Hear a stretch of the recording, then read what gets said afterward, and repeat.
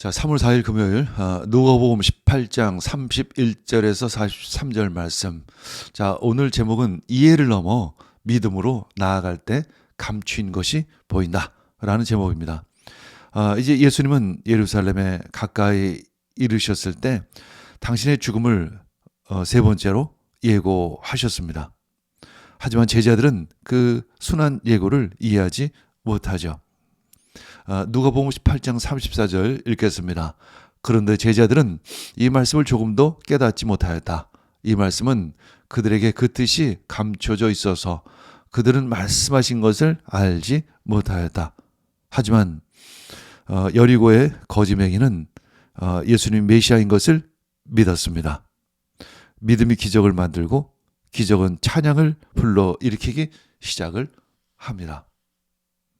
자, 오늘 말씀 읽겠습니다. 히브리서 11장 1절. 믿음은 바라는 것들의 확신이요 보이지 않는 것들의 증거입니다. 히브리서 11장 1절 오늘의 암송 말씀입니다. 믿음은 바라는 것들의 확신이요 보이지 않는 것들의 증거입니다. 다시 한번 암송하겠습니다. 히브리서 11장 1절. 믿음은 바라는 것들의 확신이요 보이지 않는 것들의 증거입니다. 아멘. 자, 누가복음 18장 31절에서 43절 말씀 우리 함께 깊이 읽고 또 깊이 묵상하도록 하겠습니다. 자, 31에서 34절 말씀은 이제 제자들은 예수님의 순환을 이해하지 못하죠. 왜냐하면 유대인들이 가지고 있는 메시아에 대한 선지식과는 달랐기 때문에 그렇습니다. 그들은 이해하지 못했습니다. 이해하기 때문에 믿는 것은 아니죠. 우리 함께 읽겠습니다.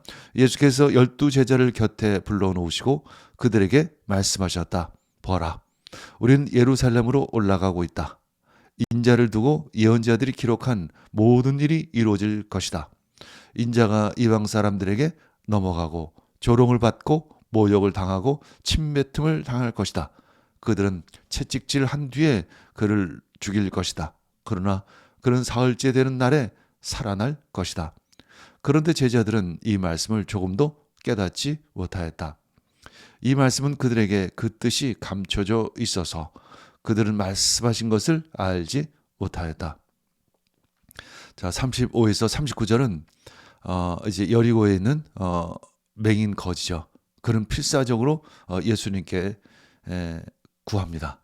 진정한 믿음은 수많은 반대와 역경에도 불구하고 예수님께 나아가는 힘이 됩니다.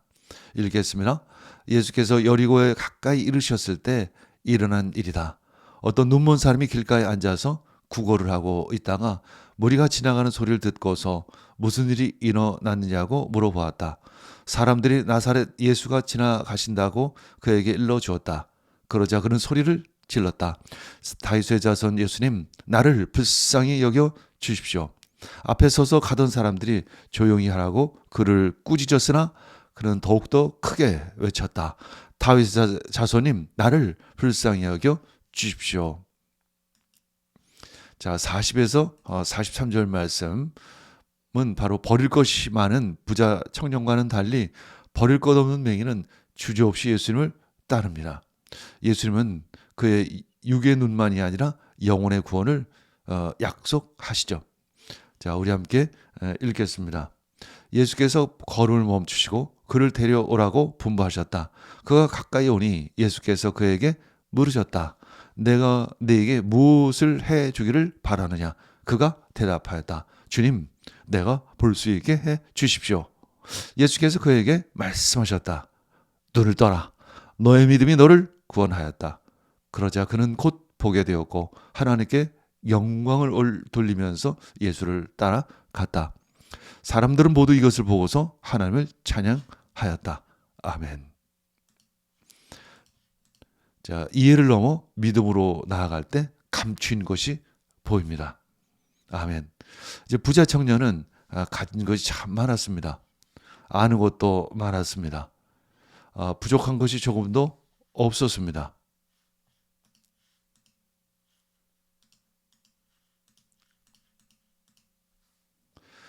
그런 자신이 가지고 있는 것으로 영생을 구하려고 하죠.